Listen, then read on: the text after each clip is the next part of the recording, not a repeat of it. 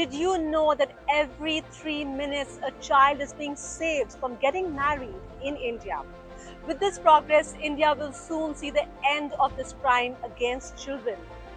Getting to eradicating 1/3 of this global problem is no ordinary feat. But what about other parts of the world? Believe it or not, even today, child marriage ruins the lives of about 640 million women and girls globally. As world leaders gather here in New York for the United Nations General Assembly, the spotlight is on the Sustainable Development Goals, a shared blueprint for dignity and equality. But here's the hard truth. If we fail to eliminate child marriage, many of those goals will remain out of reach. Ending this practice is not just one target on a list, it is the foundation for achieving every other goal. Child marriage cuts across regions, religions, and cultures. It is still, in effect, a culturally sanctioned form of child sexual abuse, and that endangers the health, safety, and the future of the most marginalized children. The world has set a clear deadline. SDG target 5.3 commits every nation to end harmful practices, including child, early, and post marriage by 2030. The deadline is still within reach, but only if governments, communities, and global networks move with focused policy, real research, and collective action. Around the world, we are seeing proof that change is possible when justice movements, child protection networks, and committed governments work together. India's grassroots justice campaigns are a striking example. Among them is a remarkable civil society network called Just Rights for Children, which fights tirelessly to end child marriage and protect children's rights. Today we are joined by the man behind the movement, Bhuvan Rubu, the founder of Just Rights for Children, who's going to explain to us how urgent action can come through on-the-ground smart strategy. Bhuvanji, thank you so much for joining us on the sidelines of the United Nations General Assembly. Thank you for having me. Tell us why it was important to bring Just Rights for Children now to the UNGA. How relevant is that to also your global collaboration and push to end child marriage? It is very important for the world to sit up and take notice that the end of child marriage is not only possible but imminent. In India, in the last 3 years, through using the picket strategy and also ensuring that we work simultaneously on prevention, protection, and prosecution with partnerships with NGOs, with governments, with child marriage prohibition officers, with faith leaders, with community leaders, and by physically stopping over 400,000 child marriages, by linking over 1.3 million people who were vulnerable with government schemes, by identifying over 630,000 girls who were out of school and putting them back in school. India has been able to reduce its child marriage prevalence rate from 24% a few years ago to less than 15%, and some estimates in some areas say less than 10% today. This is India's model to the world. The sustainable development goal of the elimination of child marriage can be achieved, and India has taken the lead in protecting the children. So we wanted to come to the United Nations, and we wanted other governments to hear, other world leaders to hear, and people to unite with this strategy that the rule of law must be for the protection of children. I was very happy today to organize a side event on the sidelines of the UN General Assembly. Everybody came together, and in one voice they said, what is happening in India today is possible for the rest of the world to emulate and eliminate child marriage by 2030. So this is why it was important for us to come.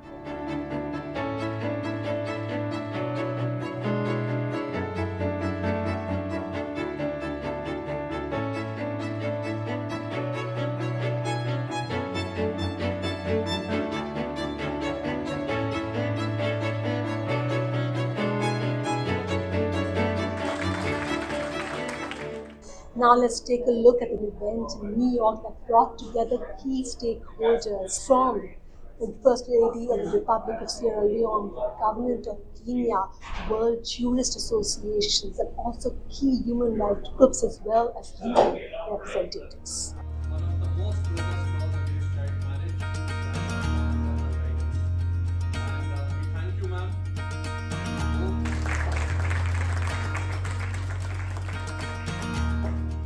Child marriage is prohibited in many international treaty bodies, JRC, CEDAW, in many regional conventions that have been adopted widely.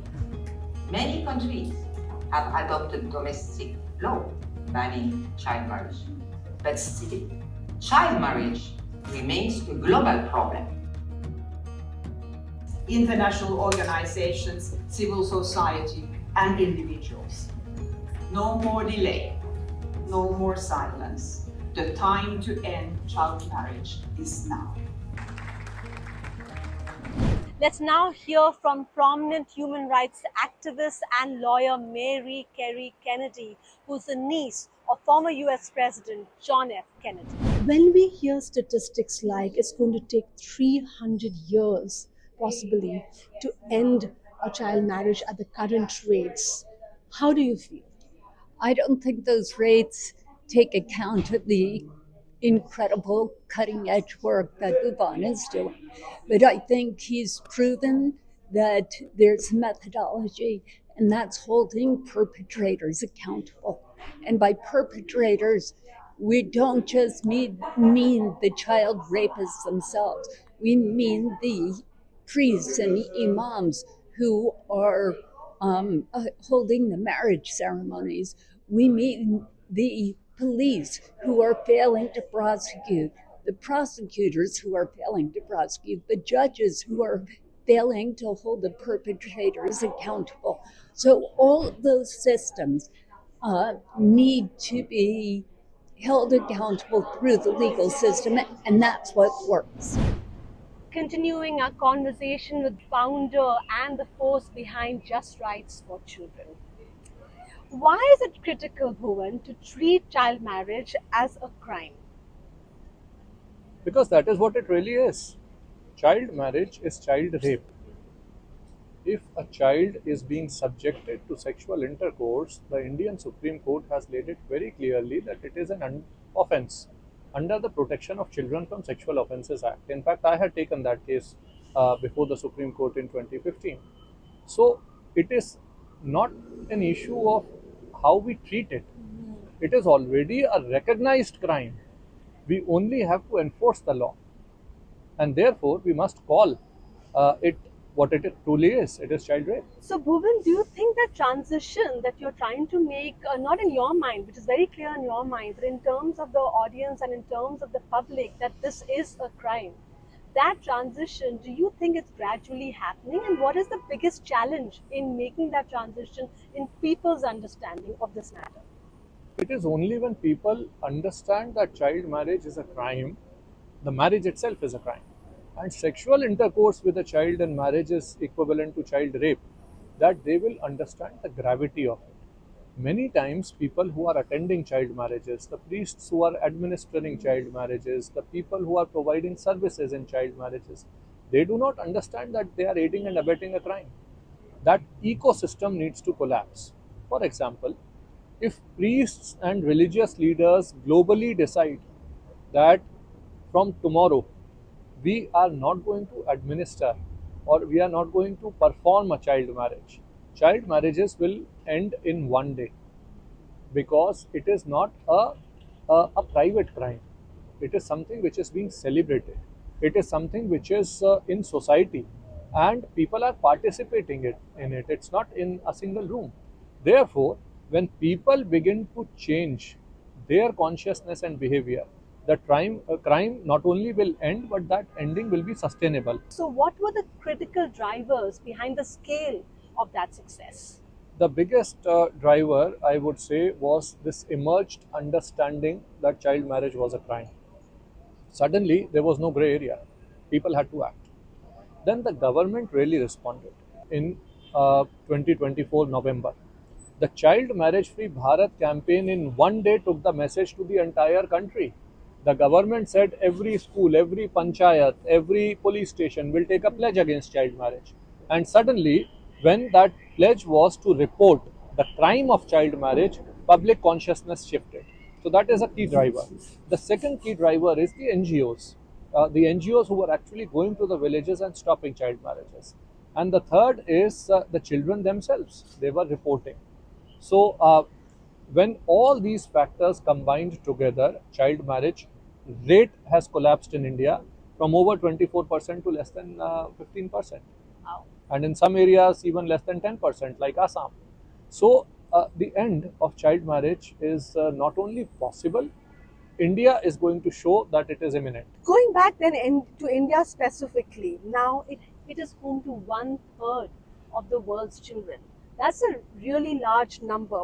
So if the world is to meet that 2030 Sustainable Development Goal target, then what strategies are needed to accelerate the elimination of child marriage, and what lessons from India will further impact global action as well? So, India is also home to one in every three child marriages in the world.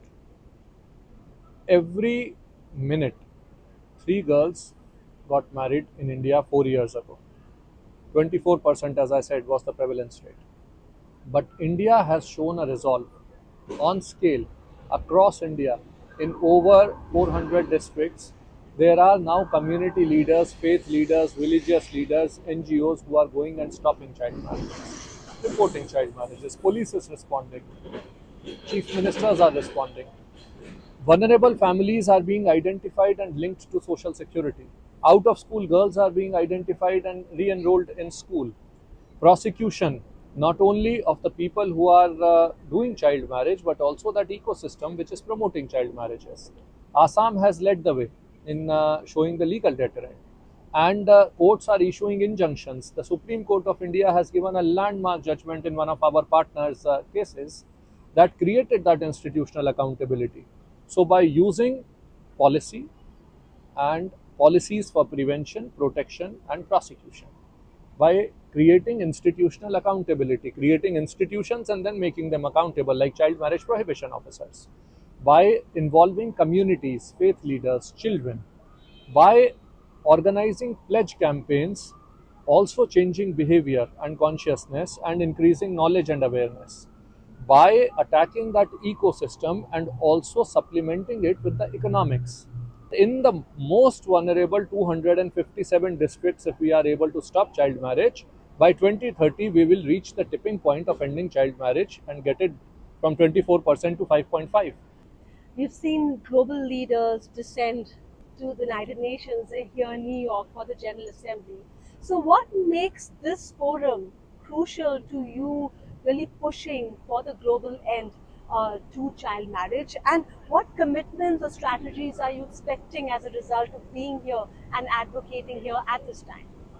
Child marriage is not an Indian problem, it's a global problem. But India is the only country that seems to be doing something about it at scale. So, what India has been able to do on the ground is an example for the world to learn from. And we came here with folded hands to share that example and our experiences. What impressions, what feedback are you receiving as you've been here at the UN? You just had a massive event at the Western Hotel. You had the governments of Kenya, you had the First Lady of the Republic of Sierra Leone. So, what are you hearing?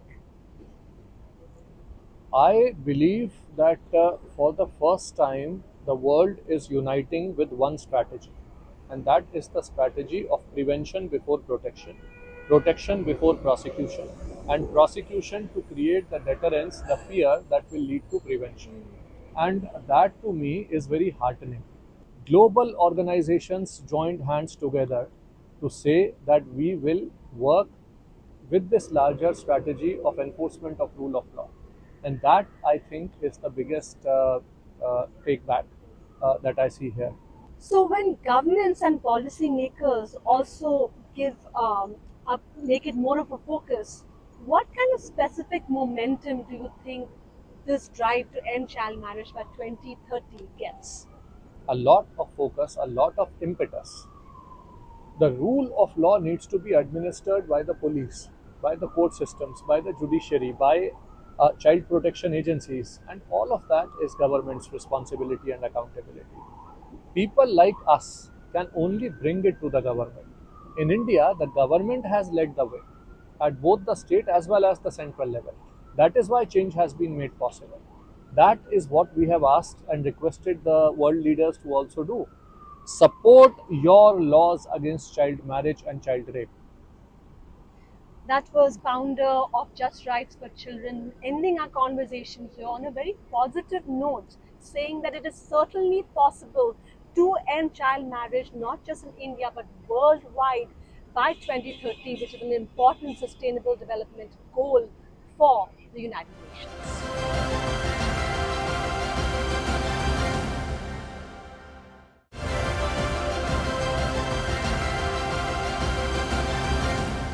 Welcome back. We will now hear from Kenyan officials as well as the First Lady of Sierra Leone to see what they have to say about global collaborative efforts to protect children. We're joined now by Her Excellency, First Lady of Sierra Leone, Fatima Mada Bayo. She's also the recipient of the first Just for Children Champion for Rights Awards. What does this award mean for you, First Lady, and what is its relevance also in fighting child marriage, not just in Sierra Leone and India, but all across the world? First of all, the award was a surprise. I shouldn't say a shock, but a surprise because I wasn't advised that coming here this morning they are going to be giving me such an honor. But then it also reflects to the fact that um, the work we have put in as a team, as a country, has been noticed globally. And being the first recipient of such a noble award for me, I think it's another opportunity or to say to me, we have heard you, but you still need to do more. And and that's the whole idea. You receive award and appreciate the award, but then it means that you need to go further. And I am going to be working with Just Right on this because I believe that we have the same vision. We believe in the same philosophy where we believe that the world should be free from child marriage. When we talk about collaboration, not just the United Nations, but Just Rights for Children, also creating this global network. At the same time, each country is different. Sierra Leone is very different from India. So, how do you think that collaboration really is effective on ground in trying to end child marriage or reduce it? I mean, Sierra Leone is different from India, but the consequences of child marriage is the same because you're taking away the right of a child, you're taking away a childhood dream, you're killing a human own dream. And if you don't have a dream, there is no need to live your life. So for me, I believe that yes, these are two different countries, two different continents, but the effect of what we're fighting for is the same. We're joined now by Member of Parliament in the Government of Kenya, Millie Odhiambo. Thank you for taking out the time to speak with us.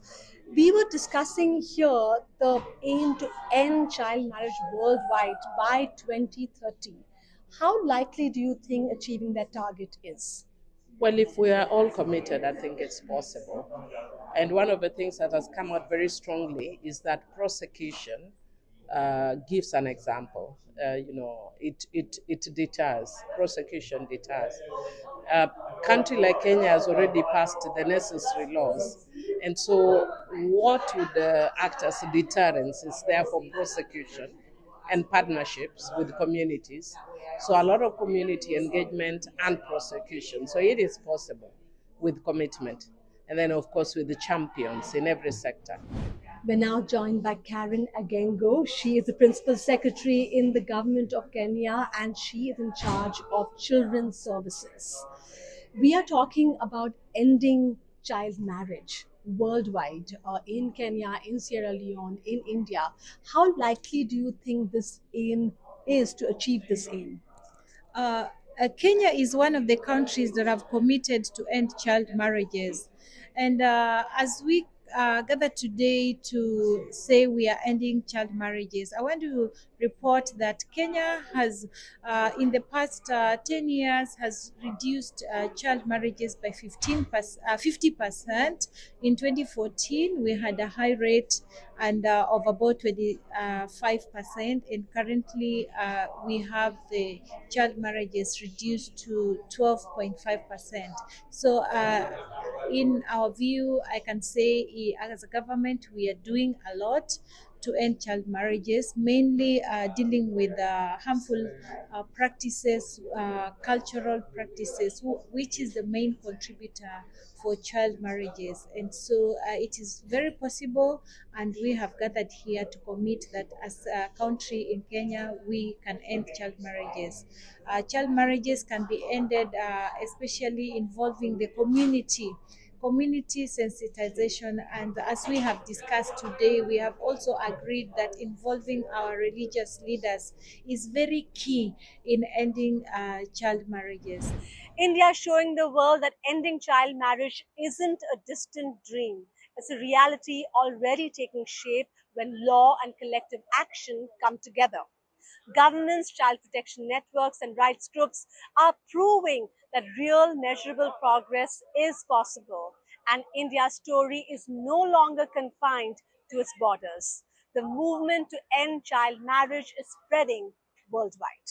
We are grateful to Bhuvan for sharing his vision and the work he and his team are doing at Just Rights for Children. And thank you to all of you for watching, for joining us for this really important conversation. Here in New York, I'm Natasha Strani, signing off.